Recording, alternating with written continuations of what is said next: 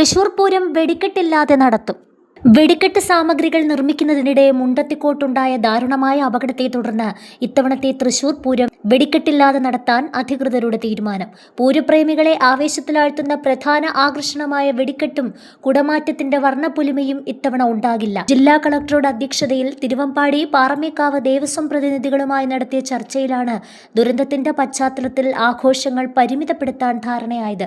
വെടിക്കെട്ടിന് പകരം പ്രതീകാത്മകമായി കതിനകൾ മാത്രമാകും പൊട്ടിക്കുക. ഉപചാരം ചൊല്ലിപ്പിരിയുന്നതിന് മുന്നോടിയായുള്ള പകൽ വെടിക്കെട്ടുകളും ഒഴിവാക്കി. പൂരത്തിന്റെ വിശ്വപ്രസിദ്ധമായ കുടമാറ്റം 15 മിനിറ്റായി ചുരുക്കും. 10-ൽ താഴെ കുടകൾ മാത്രമേ ഉപയോഗിക്കൂ. വർണ്ണക്കുടകളുടെ മത്സരം ഒഴിവാക്കി ആചാരപരമായ ചടങ്ങ് മാത്രമായി ഇത് നടത്തും.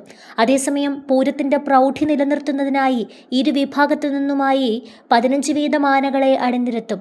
മേളത്തിന് മാറ്റമുണ്ടാകില്ലെങ്കിലും ആഘോഷങ്ങളിലെ ആർഭാടം കുറയ്ക്കും. ഘടകക്ഷേത്രങ്ങളിൽ നിന്നുള്ള എഴുന്നള്ളിപ്പുകളും ചടങ്ങുകളും പതിവ് പോലെ നടക്കും.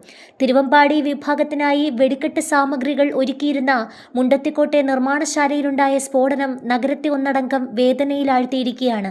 14 പേർ മരിച്ചതിനു പുറമെ ഗുരുതരമായ പൊള്ളലേറ്റ് ചിലർ ഇപ്പോഴും ചികിത്സയിൽ തുടരുകയാണ്. ഈയൊരു സാഹചര്യത്തിൽ ആഘോഷങ്ങൾ ഒഴിവാക്കി ദുരന്തബാധിതരോട് ഐക്യദാർഢ്യം പ്രഖ്യാപിക്കുകയാണ് തൃശൂർ. 2006-ൽ അപകടമുണ്ടായ സമയത്ത് കുടമാറ്റമടക്കമുള്ള എല്ലാ കാര്യങ്ങളും നടന്നെന്നും വെടിക്കെട്ട് പ്രതീകാത്മകമായിട്ട് എന്തെങ്കിലും ചെയ്യണമെന്നും കഴിഞ്ഞ ദിവസം പാറമേക്കാവ് മീറ്റിംഗിൽ അറിയിച്ചിരുന്നു. എന്നാൽ നിർമ്മിച്ച പടക്കങ്ങൾ നശിപ്പിക്കുന്നതുമായി ബന്ധപ്പെട്ട നടപടികൾ എടുക്കേണ്ടതുണ്ടെന്നും അറിയിച്ചു. 75 ലക്ഷം രൂപയോളം ചെലവായിട്ടുണ്ടെന്നും പലരുടെയും 9 മാസത്തെ പ്രവർത്തനമാണെന്നും പ്രതിനിധികൾ പറഞ്ഞിരുന്നു.